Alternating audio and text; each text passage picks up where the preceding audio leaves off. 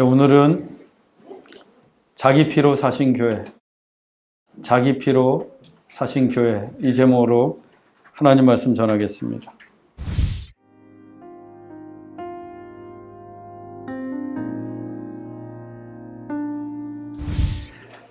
보통 교회라고 하면 종탑이 있고 십자가가 높이 달린 건물을 떠올리기가 쉽습니다.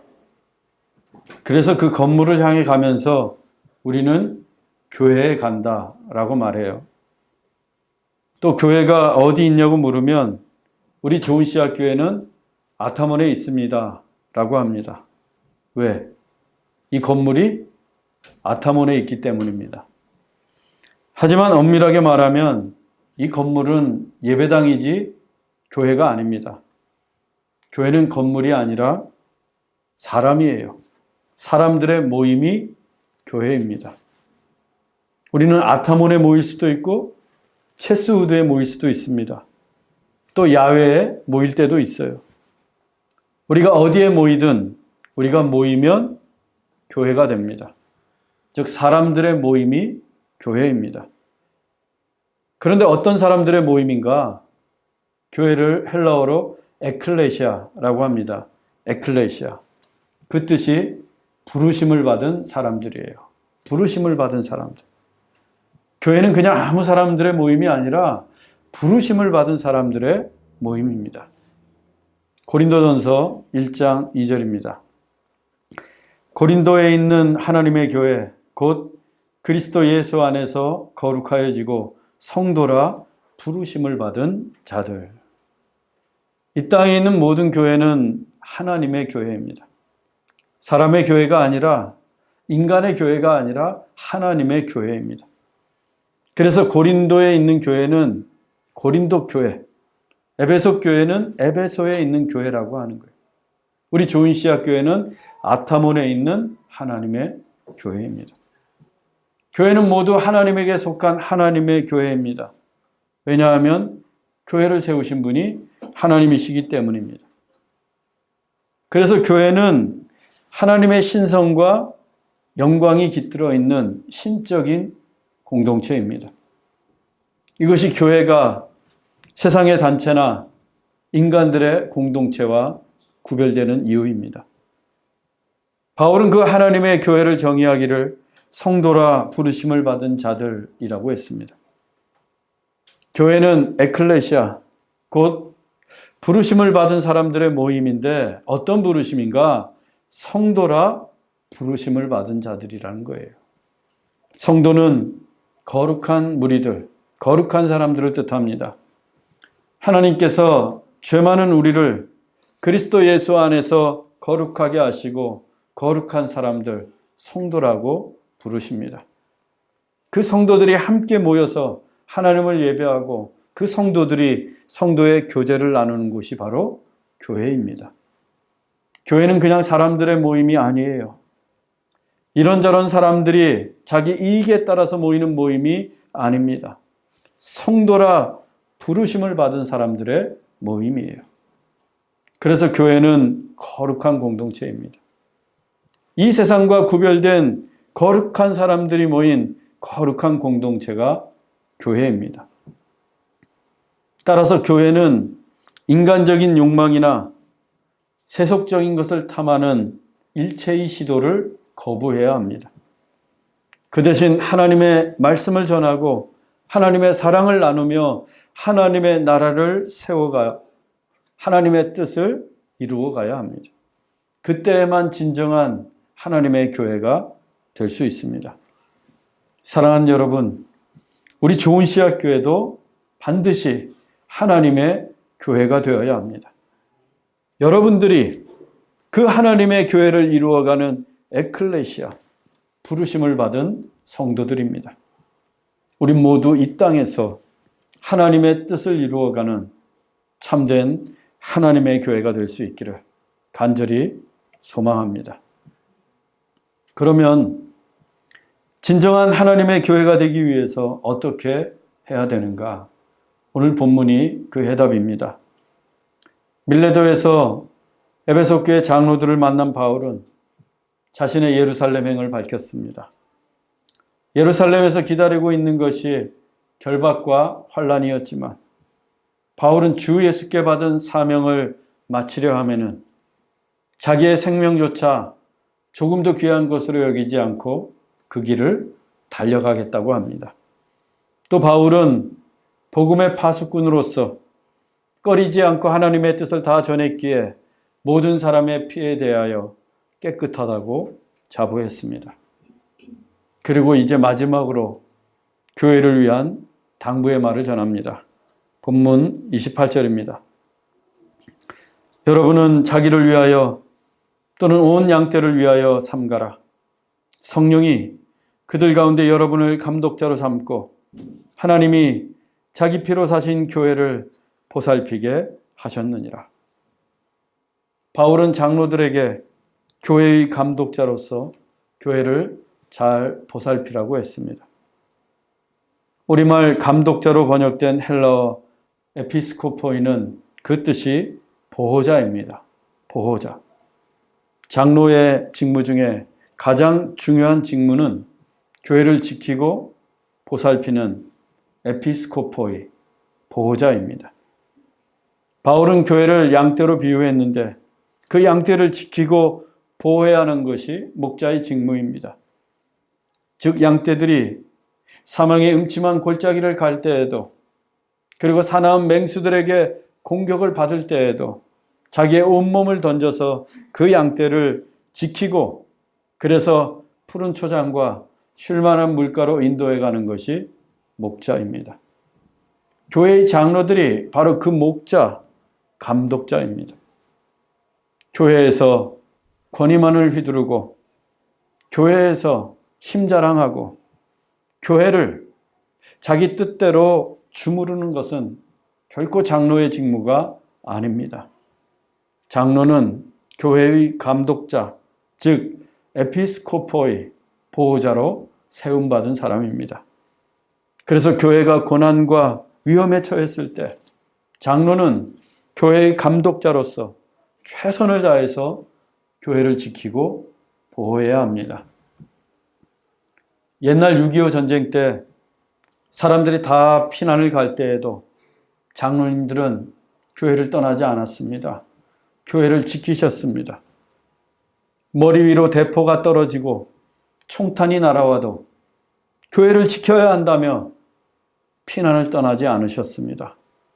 죽어도 내가 이 교회와 함께 죽겠다고 하셨습니다. 왜? 에피스코포이, 교회의 감독자로 세움을 받았기 때문입니다. 그렇게 순교하신 장로님들이 수도 없이 많았습니다.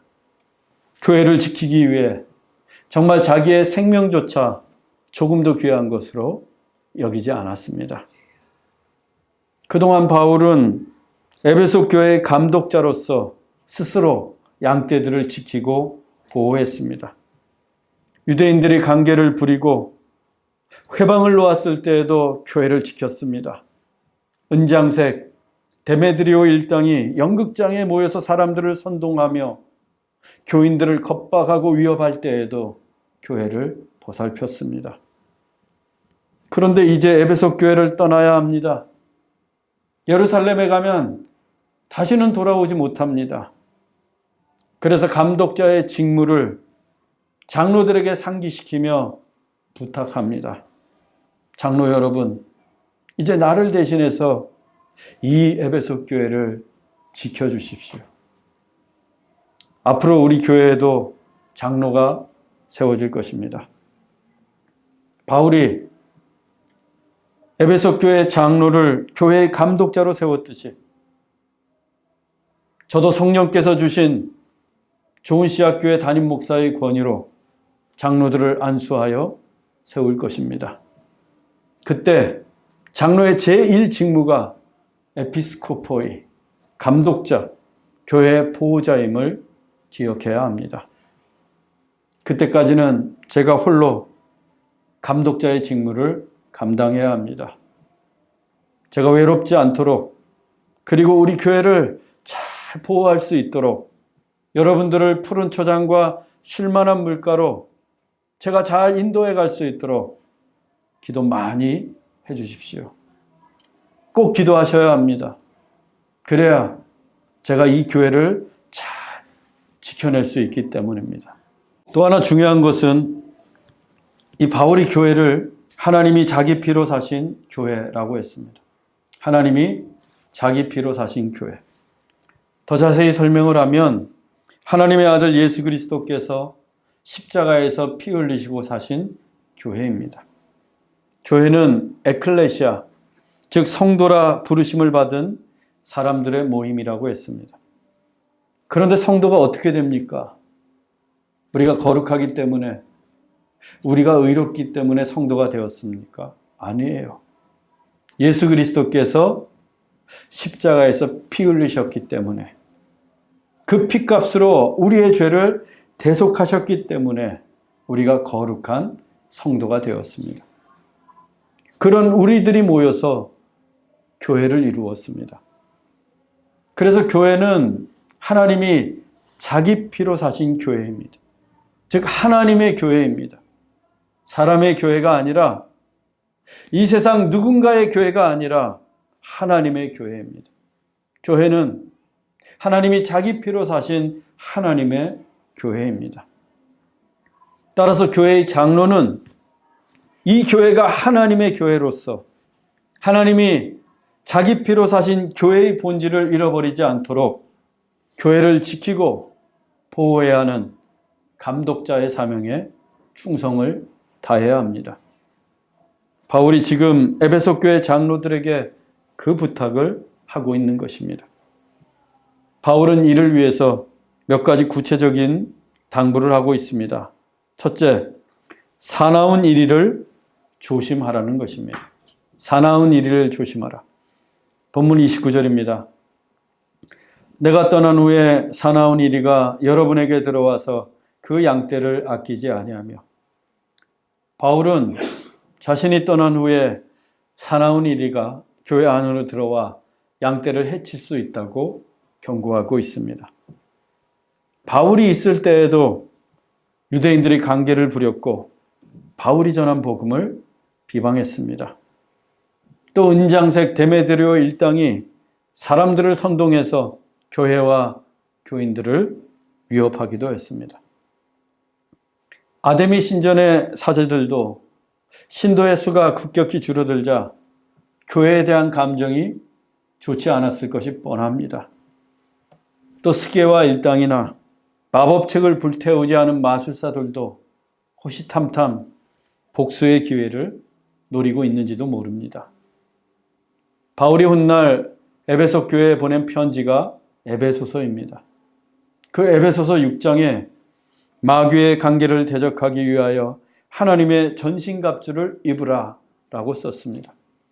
믿음의 방패를 들고 구원의 투구를 쓰고 성령의 검으로 맞서 싸우라고 했습니다. 굉장히 전투적인 내용입니다. 그런데 이 편지는 그냥 쓴 말이 아닙니다. 에베소 교회를 위협하고 있는 유대인들, 은장색 데메드리오 일당들, 아데미 신전의 사제들, 그리고 마술사들의 위협이 충분히 예상되었기 때문입니다. 그런데 더 큰 문제는 외부의 위협이 아니라 내부에 있었습니다. 본문 30절입니다. 또한 여러분 중에서도 제자들을 끌어 자기를 따르게 하려고 어그러진 말을 하는 사람들이 일어날 줄을 내가 아노라. 바울이 말하고 있는 여러분이 누구입니까? 에베소 교회 장로들입니다. 그런데 그 장로들 중에서도 제자들을 끌어 자기를 따르게 하려고 어그러진 말을 하는 사람들이 일어난다고 합니다. 어그러진 말은 자기의 이익이나 욕망을 위해서 하나님의 말씀을 왜곡하는 것입니다. 이 어그러진 말이 더 심하게 되면 이단이 되는 거예요. 장로는 하나님의 말씀으로 성도들을 보호해야 하는 에포스코피아, 감독자입니다. 그런데 그 감독자가 어그러진 말로 하나님의 말씀을 왜곡해서 양떼들을 현혹시키고 자기들을 따르도록 꿰다는 것입니다. 이럴 경우 교회는 더욱더 큰 혼란에 빠지기가 쉽습니다. 외부에서 오는 적은 함께 힘을 합쳐서 막아낼 수 있지만 내부의 적은 양의 탈을 쓴 이리처럼 교묘하게 공격해 오기 때문에 알아채기도 쉽지 않고 잘 막아낼 수도 없습니다. 바울은 장로의 권위만을 내세우면서 말씀을 왜곡하는 위험에 빠질 수 있음을 경고하고 있습니다. 두 번째, 그래서 바울은 자신이 눈물로 훈계하던 말씀을 기억하라고 합니다. 본문 31절로 32절입니다. 내가 3년이나 밤낮 쉬지 않고 눈물로 각 사람을 훈계하던 것을 기억하라. 지금 내가 여러분을 주와 및 그 은혜의 말씀에 부탁하노니 그 말씀이 여러분을 능히 든든히 세우사 거룩하게 하심을 입은 모든 자 가운데 기업이 있게 하시리라. 바울은 지난 3년 동안 밤낮 쉬지 않고 성도들을 깨우기 위해 눈물로 훈계했습니다. 바울은 그 훈계의 말씀을 기억하라고 합니다. 여러분, 말씀을 기억하는 것이 중요합니다. 하나님의 말씀을 기억해내는 게 정말 중요합니다. 그것이 은혜로운 삶을 유지하게 하고 또 영적인 싸움에서 승리케 하는 최선의 방법이기 때문입니다. 얼마 전에 형원인의 가족이 김창식 목사님이 계신 뉴질랜드를 다녀왔습니다. 하루는 김창식 목사님에게서 전화가 왔는데 형원이 이야기를 하셨어요. 형원이가 목사님에게 다윗과 골리앗 이야기를 해주었다는 것입니다. 목사님께서 그 어린 손주 형원이로부터 다윗과 골리앗 이야기를 듣는 내내 코끝이 찡해졌고 가슴이 뜨거워지는 은혜를 받으셨다고 합니다. 또 방사선 치료를 앞두고 용기를 얻으셨다고 해요. 다윗은 골리앗과도 맞서 싸웠는데 하시면서 목사님이 형원이에게 어디서 배웠니? 하고 물으셨는데 형원이가 답하기를 주일학교요. 주일학교에서 배웠어요. 그랬다는 거예요. 그래서 우리 교회 주일학교에 감사하다고 그 먼 뉴질랜드에서 저에게 전화를 하셨던 것입니다. 주일학교가 이렇게 중요합니다. 교회 교육이 정말 중요합니다. 우리가 교회에서 듣는 하나님의 말씀이 너무도 중요합니다. 그 말씀이 나를 지켜주고 우리 교회를 보호하고 또 누군가에게 용기를 줄 수 있기 때문입니다. 그래서 설교를 허투루 들어서는 안 됩니다. 이 시간에 딴 생각하거나 졸면 안 돼요. 하나님께서 십계명을 두 돌판에 새겨주셨듯이 이 강단에서 선포되는 하나님의 말씀을 내 마음판에 새겨야 합니다. 그래야 기억이 나죠. 교회 잘 다니던 사람들이 이단에 쉽게 넘어가는 경우가 있습니다. 왜 그래요? 하나님의 말씀을 잘 모르기 때문입니다. 하나님의 말씀을 내 마음판에 새기지 않았어요. 그래서 기억해내지 못하기 때문이에요. 또 교회라고 해서 언제나 무탈한 게 아닙니다. 항상 평안한 게 아니에요. 마귀는 틈만 나면 교회를 공격할 기회를 노립니다. 교회를 어렵게 하고 힘들게 합니다. 여러 가지 문제를 일으키게 하고 교인들끼리 다투게 하고 공동체를 갈라놓습니다. 교회 안에 이런 일이 생겼다. 100% 마귀의 관계입니다. 성령님은 결코 우리를 다툼과 시기와 분열로 인도하시지 않아요. 하지만 마귀는 다릅니다. 마귀는 언제나 교회를 무너뜨리려고 우는 사자처럼 으르렁거리면서 기회를 엿보고 있습니다. 그러다 조금만 빈틈이 보이면 밀가부르듯이 여지없이 공격해 옵니다. 우리의 마음을 흔들고 우리의 귀에 대고 속삭이고 우리의 눈을 어둡게 합니다. 양의 탈을 벗고 이리의 이빨을 드러내며 사정없이 양떼들을 물어뜯습니다. 우리 교회라고 해서 예외가 아닙니다.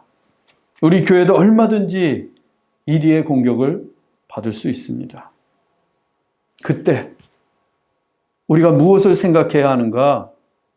하나님의 말씀이에요. 하나님의 말씀을 기억해야 합니다.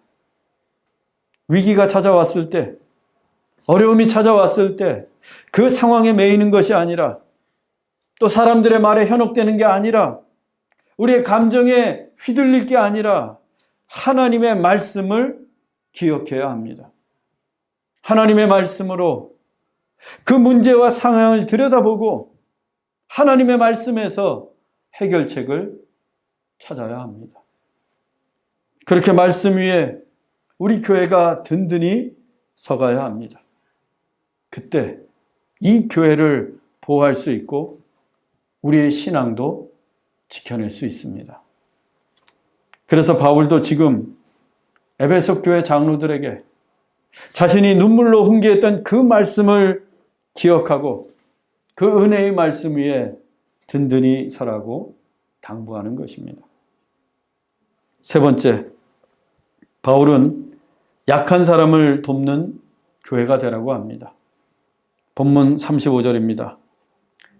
범사에 여러분에게 모본을 보여준 바와 같이 수고하여 약한 사람들을 돕고 또 주 예수께서 친히 말씀하신 바 주는 것이 받는 것보다 복이 있다 하심을 기억하여야 할지니라. 바울이 에베소 교회 성도들에게 범사에 모본을 보여준 것은 약한 사람들을 돕기 위해 수고한 것입니다. 바울은 틈틈이 천막을 만들어서 그 수입으로 교회 안에 약한 사람들, 교회 밖에 가난한 사람들을 구제했습니다. 바울이 얼마나 바쁜 사도였습니까? 날마다 투란노 소원에서 말씀을 가르치고 각 집을 두루 돌아다니며 눈물로 훈계의 말씀을 전했습니다. 그런데 그 바쁜 사역 중에도 천막을 만들어서 구제하는 일에도 힘을 쏟았습니다. 어쩌다 한두 번 그런 게 아닙니다. 범사에 모본이 될 만큼 바울은 구제하는 일에 열심을 내었습니다. 왜냐하면 예수님께서 친히 말씀하시기를 주는 것이 받는 것보다 복이 있다고 하셨기 때문입니다. 바울은 그 말씀을 기억하고 주는 사람이 되었습니다. 언제나 주는 사람이 되었습니다. 예수님의 말씀처럼 범사에 복이 있는 인생을 살았습니다. 복 있는 사람이 되고 싶어 합니다. 그러기 위해서는 먼저 주어야 합니다. 주는 사람이 되어야 합니다. 그런데 받으려고만 하는 사람들이 있어요. 더 많이 받겠다고 더 많은 욕심을 부립니다. 주는 일에는 인색해요. 그 사람은 복 있는 사람이 아니라 불쌍한 사람이에요. 하나님의 축복을 모르는 사람이에요. 여러분, 주어야 하늘의 복이 임합니다. 누군가에게 주어서 내 손이 비어 있을 때 그 빈손을 하나님이 축복하시는 거예요. 오병이어의 기적이 어떻게 일어났습니까? 어린아이가 물고기 2토마, 떡 5덩이를 주었을 때예요. 예수님께서 그 빈손을 축복하시자 5,000명이 먹고도 12광주리가 남았습니다. 얼마나 복이 있는 인생입니까? 그 아이가 어떤 경험을 하고 어른이 되었을까요? 놀라운 인생을 살았을 거예요. 정말 복 있는 인생을 살아갔을 것입니다. 엘리야 선지자가 사르밧 과부를 찾아갔습니다. 이 과부는 매우 가난했어요. 있는 것이라고는 밀가루 한 움큼과 기름 조금이 전부였습니다. 그녀는 남은 가루와 기름으로 떡을 만들어서 자기 아들과 함께 먹고 죽으려고 했어요. 너무 가난해서. 살기가 너무 힘들어서. 그런데 엘리야 선지자가 찾아와서 나에게 먼저 만들어 달라고 합니다. 열왕기상 17장 13절로 14절입니다. 먼저 그것으로 나를 위하여 작은 떡 한 개를 만들어 내게로 가져오고 그 후에 너와 내 아들을 위하여 만들라. 여호와의 말씀이 그 통의 가루가 떨어지지 아니하고 그 병의 기름이 없어지지 아니하리라 하셨느니라. 지금 사르밧 과부에게는 딱 한 번 아들과 해먹을 수 있는 밀가루와 기름이 있을 뿐입니다. 더 이상 먹을 것을 구할 길이 없어서 떡 한 조각 해먹고 죽으려고 했어요. 그런데 엘리야가 그걸 달라는 것입니다. 아니, 한 번밖에 먹을 게 없는데 어떻게 그걸 달라고 할 수 있어요? 그런데 엘리야 선지자가 놀라운 말씀을 전합니다. 여호와의 말씀이 그 통의 가루가 떨어지지 아니하고 그 병의 기름이 없어지지 아니하리라. 사르밧 과부는 이 하나님의 말씀을 믿었어요.